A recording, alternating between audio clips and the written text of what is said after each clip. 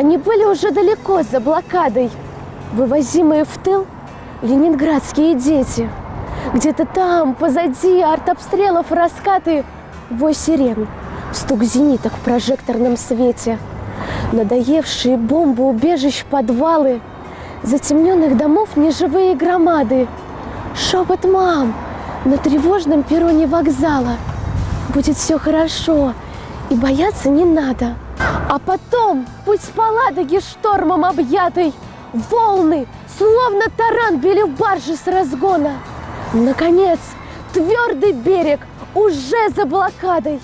И опять пересадка, и снова вагоны. Они были уже далеко от блокады. Все спокойней дышалось спасаемым детям.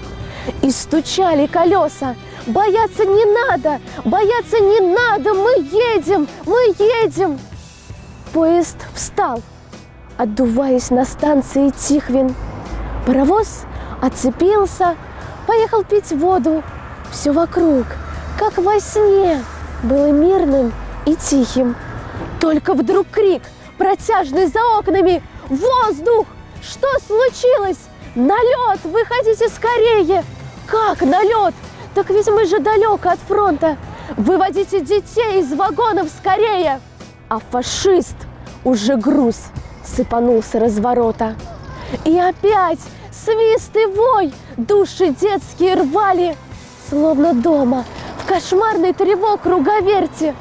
Но сейчас дети были не в прочном подвале, а совсем беззащитны, открыты для смерти. Взрывы встали стеной в стороне за домами. Бомбы к детям все ближе, не зная пощады. Они рвались уж прямо в детском составе. «Мама, ты говорила, бояться не надо!» Есть на Тихвинском кладбище, старом, зеленом, место памяти павших, героев сражений. Здесь, в дни воинской славы, склоняются знамена. Рвет минуту молчания салют оружейный. А в другой стороне, в скромной братской могиле, спят погибшие здесь ленинградские дети. И цветы говорят, что о них не забыли, что мы плачем о них даже в новом столетии.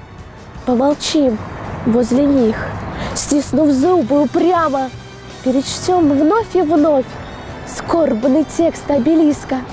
И почудятся вдруг голоса: «Мама, мама, приезжай, забери нас отсюда, мы близко».